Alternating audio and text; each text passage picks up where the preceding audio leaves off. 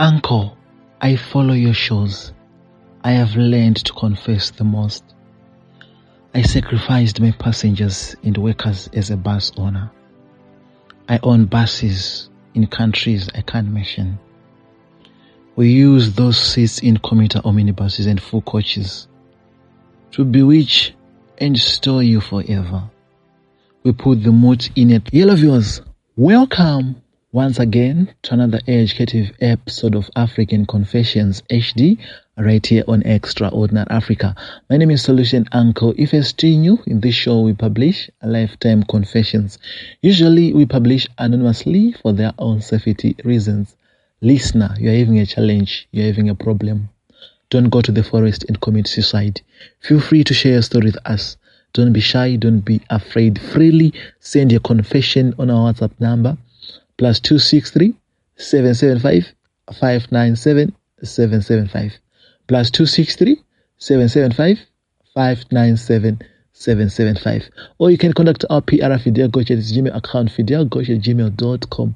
Listeners, today this is video number 2 of 2. It's a second upload. If you have not yet watched the first video, make sure after watching this one you go straight and watch it. It was a confession of someone who has a child who was initiated into Satanism, and they are exposing shops selling the devil's products.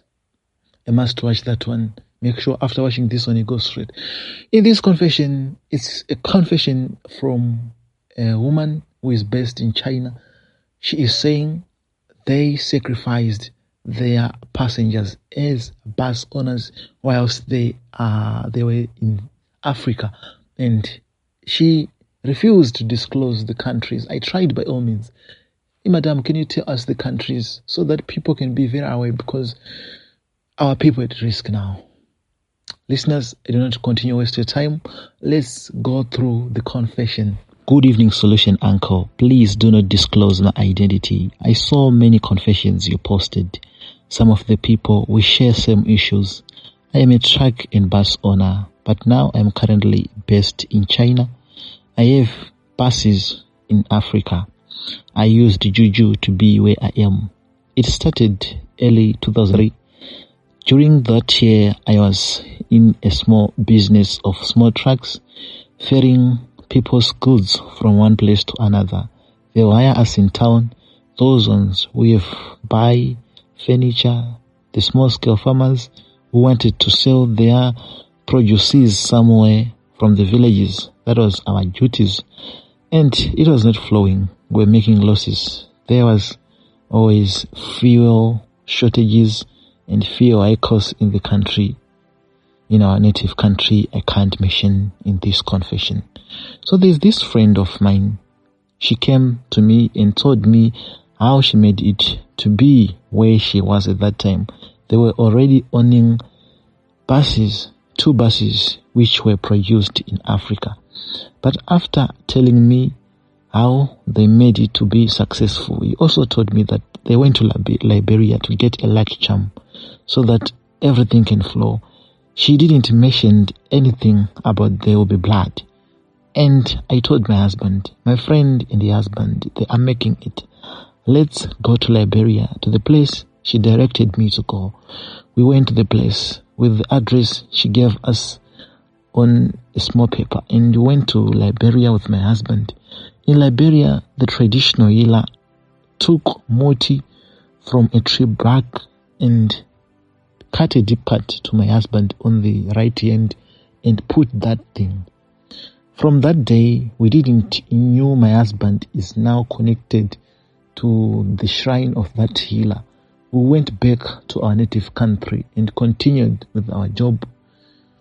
Things started to flow. At the end of that year, we brought brand new 6 trucks, and the following year, we were owning buses. The reason why we moved to buses, there was something which was now happening to my husband. My husband was seeing that traditional healer coming in his dreams, and sometimes in daylight, sitting in front of him, telling him to sacrifice people. The target was too much. Within Next 2 months, he was told to sacrifice 30 people. And we didn't knew where to get those people. We didn't want it, in fact. And we tried by all means that we can cut even communicating with the traditional healer in Liberia. We ended up cutting the communication. This is where all this started. Our child, who recently gave birth those days, died. And the other child of us gone mad.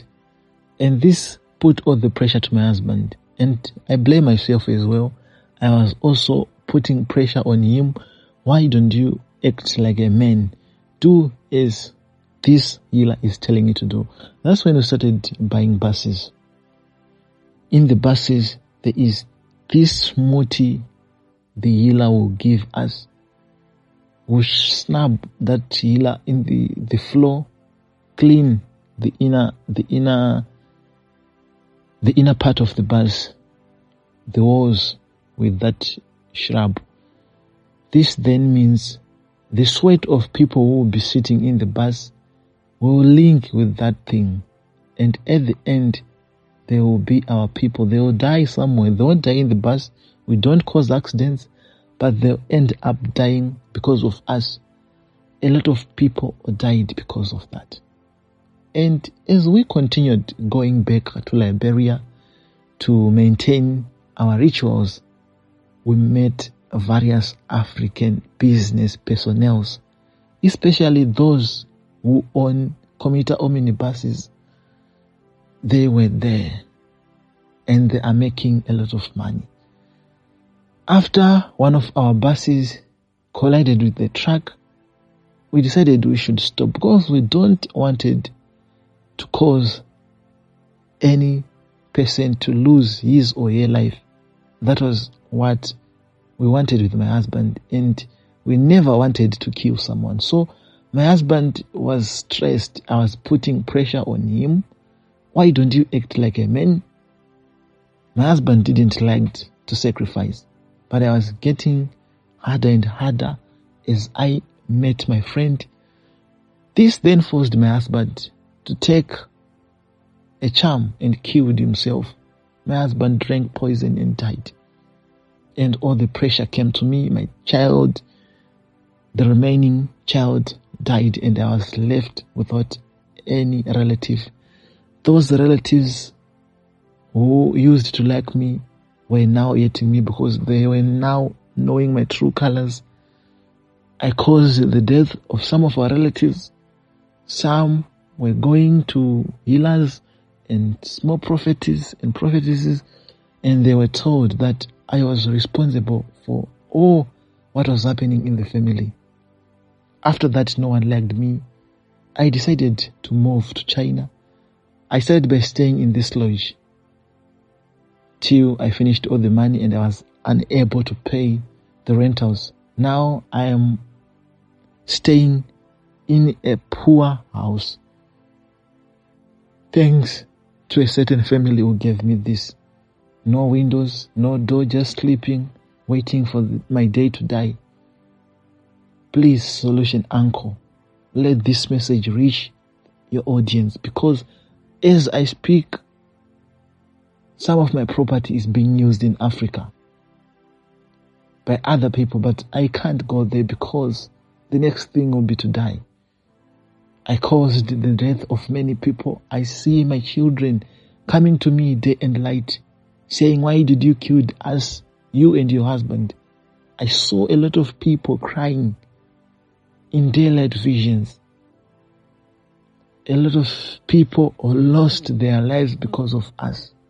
Now the Liberian healer was not answering our calls, saying maybe it's because we broke the connection on our own.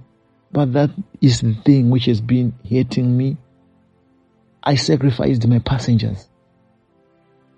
Sacrificing my passengers, not that I wanted that to be, but it happened because this friend of mine didn't told me before that there will be human sacrifices involved in all this. Please, Solution Uncle, I'll read all the comments. Please do not scold me. At one point, there is somehow you was wrong in your doings. Whoever who is listening to my confession, it's not that I like it to be where I am today. I would like a good life, just like what you are doing. You are having your family time. Everyone like you. Now I am a reject, and this is eating me up. Please do not disclose my identity. As well, tell me once you upload. Hope you see my message. You reply. I'll reply your feedback if you reply to me, because of time. I won't be active the time you're active in Africa. Please, Solution Uncle, tell your audience I will read the comments. I am in this hot soup because I caused this.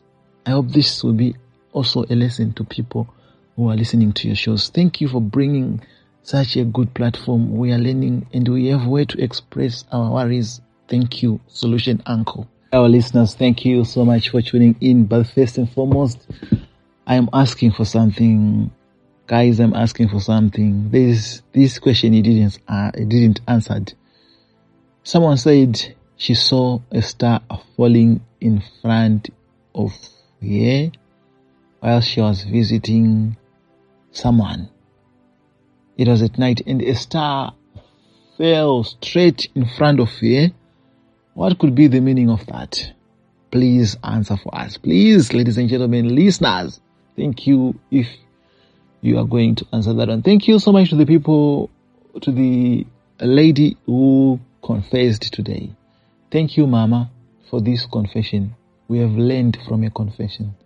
I hope people will help you with advices. My advice to you, in my own opinion, you need to confess. Come back to Africa and confess in front of your relatives, your friends, everyone who know you. Go city to city. In public places. Everywhere you think you ruined someone's life, go and confess. After that, start fasting and pray. Fasting is the most important thing. Ladies and gentlemen, in whatever you want God to do for you, you have to fast for it. Everything will be okay. Fasting. Go and fast. You can start by fasting for a day or just skipping your lunch or your break. That's fasting. Start praying. Repent. Find a God-fearing church. That's my advice to you. I want to hear your advice, listeners. I'm not saying I have said it all. Please, your advices are also very important. Listeners. This mother of us, this aunt of us, is in difficult times. She needs our help. So let's put our hands together so that we can fight with her in this battle, because we need her back to life. Because if we are not to assist these people, like I say every day I say it, they'll end up committing suicides. That's what we don't want. God will always forgive. God is God of all. That's why Jesus Christ died for our sins on cross. And our daily verse for today is Romans chapter 8, verse 28. And we know that in all things God works for the good of those who love him. We have been called according to his purpose. Let me reread. Romans chapter 8, verse 28. And we know that in all things God works for the good of those who love him, who have called according to his purpose. I'll reread for the third time. And we know that in all things God works for the good of those who love him. Show that you love God by praying. Show that you love God by fasting. Show that you love God by giving. Show that you love God by doing good things to others. It's not only going to church, which is accepted by God. No. Do what is good to everyone, and God will set you free. We have been called according to His purpose. That's when we say. My body should be a temple of God. Let's work. Let's help those in streets, those who are begging for food. Sometimes you don't need to help them with money. Give them smiles. Give them time. Hey, what's your problem? Why are you here? What is happening? And God will set you free. I think this is a lesson to all of us who are listening, even to those who didn't confess and those who are in similar situations. That's Solution Anchor for you. I won't be Solution Anchor without you. I am not the solution. I know the solution. The solution is God. My duty is to remind you, keep praying, keep fasting, keep doing good things, keep giving. God will set you free. Until we meet again in other episodes. Bye for now. Thank you so much.